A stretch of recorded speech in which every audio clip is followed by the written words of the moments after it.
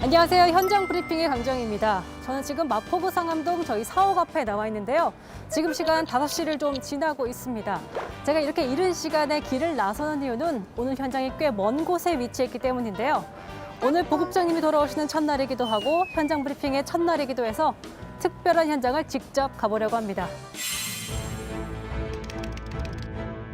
드디어 5시간 가까이 달려 이곳에 도착을 했습니다. 1980년 5월 대원군에 맞서 시민군이 끝까지 저항했던 옛 전남도청 앞에 와 있는데요. 교과서에서만 보던 역사적인 현장을 제가 직접 와보니 마음이 더 뭉클해집니다. 올해는 세월은 흘러가도 산천은 안다라는 주제로 기념식이 진행이 됐습니다. 전국 각지에서 모여든 시민들, 40년 전 그날을 어떻게 기억하고 있을까요?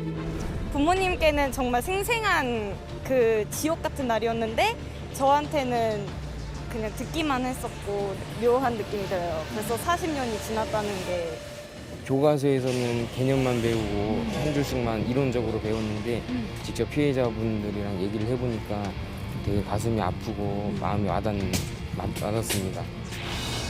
옛 전남도청을 방문한 시민들이 빠지지 않고 들르는 곳이 있습니다. 바로 이 전두환 동상인데요. 어제까지만 해도 온전했던 이 동상이 오늘은 이렇게 머리가 훼손된 상태로 계속해서 전시가 되고 있습니다. 무엇이 시민들을 이렇게 분노하게 만들고 있는 걸까요? 직접 들어보겠습니다. 최근 2번, 지난해 올해 2번 재판 강주에서 직접 했었는데 네네네. 전혀 반성하는 그런 기색이 없고 뉘우치지 않고 오히려 발뺌을 하니까 네. 많은 시민들이 지나가면서 분노해가지고 다 뿅망치로 두들기고 신발로 때리신 분도 계시고 증오를 표출하고 있었습니다. 이곳은 5.18 민주화운동이 처음으로 일어났던 전남대입니다. 바로 이곳에서 40년 전 계엄군고 학생들이 처음으로 충돌을 벌인 곳이기도 한데요. 5.18 민주항쟁 사적 1호로 현재 지정된 곳이기도 합니다. 저희 모두가 이렇게 5.18을 기억해야 된다고 생각하기 때문에 그래서 내려왔습니다.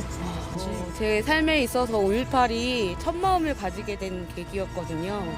그 마음을 저를 지금 돌아보고 있는 시기인데 그거를 또 이렇게 이 자리를 통해서 의미 있게 받을 수 있을 것 같아서 새길 수 있을 것 같아서 이렇게 왔습니다.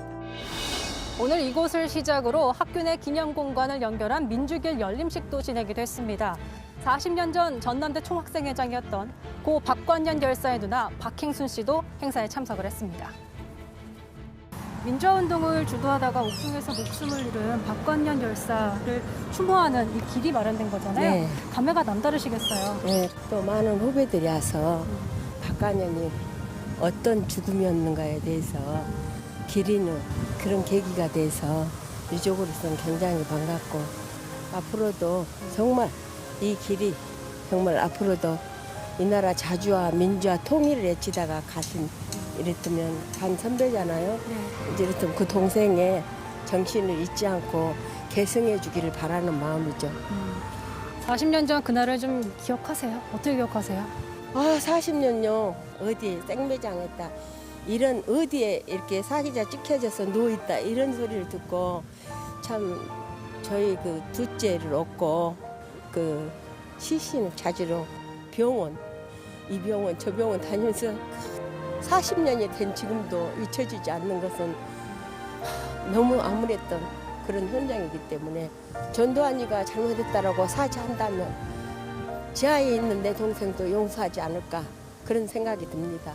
하루빨리 잘못을 인정하고 광주 시민한테 무릎 꿇고 사죄하는 그날이 오기를 바랍니다. 오랜 시간이 흘렀지만 아직 풀리지 않은 40년 전 그날의 의혹들. 언제쯤 제대로 된 진상규명, 책임자 처벌, 그리고 진심 어린 사과가 이뤄질 수 있을까요? 40년이 지났지만 우리가 계속해서 5월 정신을 이야기하고 기억해야 하는 이유일 겁니다. 지금까지 현장 브리핑의 강정이었습니다.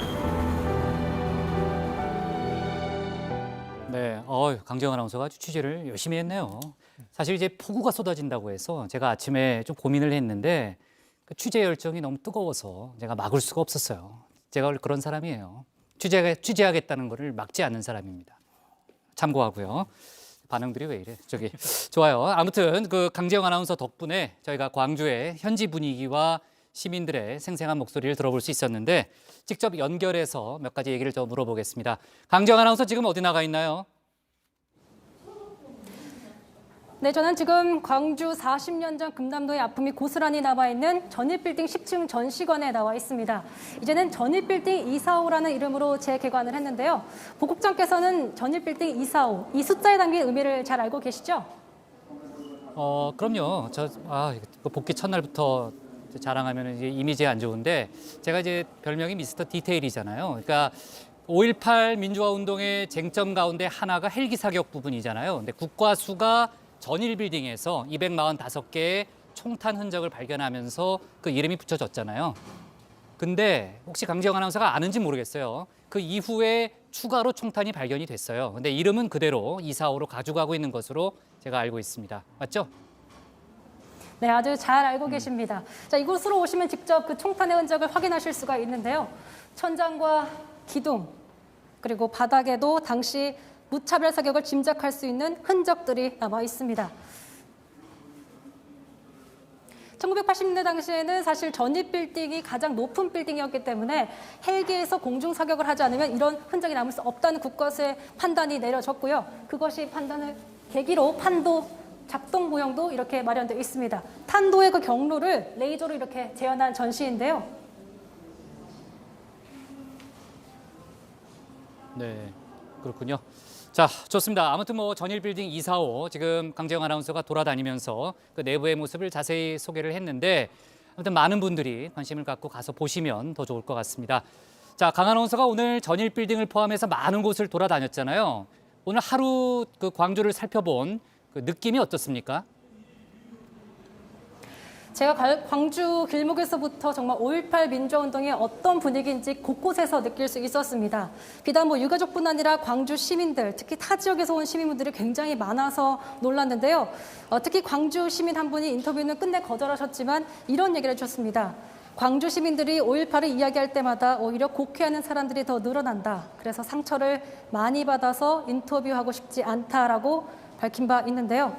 자, 이제 광주의 고통을 해소하고 진상규명의 약속이 지켜지기를 바라겠습니다. 네, 아주 중요한 일이죠. 자, 그리고요, 그 강재영 아나운서 끊기 전에 그 오늘부터 강재영 아나운서를 그 현장 반장으로 제가 좀 위촉하기로 했거든요. 보여요? 네, 처음 듣는 걸로 좀 반응해 보이는 것 주시고. 같습니다. 네. 자, 아무튼 네, 앞으로 보이는 이제 것 같습니다, 국장님.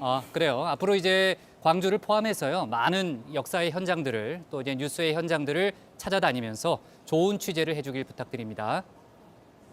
네. 네. 자, 요 명찰은 내가 고반장한테 맡겨놓을 테니까요. 이따 밤에 와서 좀 찾아가길 바라고요. 다음에 서울에 오면은 다시 한번 제가 이벤트를 해주겠습니다. 자, 수고했습니다. 부장 강지영 아나운서가 너무 잘해서 저의 자리가 좀 위태로울 것 같은데 제 자리는 괜찮나요? 아니, 밑에예요. 밑에로 와요. 고반장, 그러자 지금 고반장한테 말을 걸려고 그러는데 그거 갖고 있다가요. 이따 그 강지영 아나운서랑 동기죠? 네, 그렇습니다. 네, 현장 반장 강지영 씨 오면은 제가 좀 전달하겠습니다. 강 반장한테 전달해주기 바랍니다. 예전에는 이렇게 막 음악과 함께 저희가 세러모니를 했었잖아요. 지금 이제 멀리 있으니까 여기서 생략하도록 하겠습니다.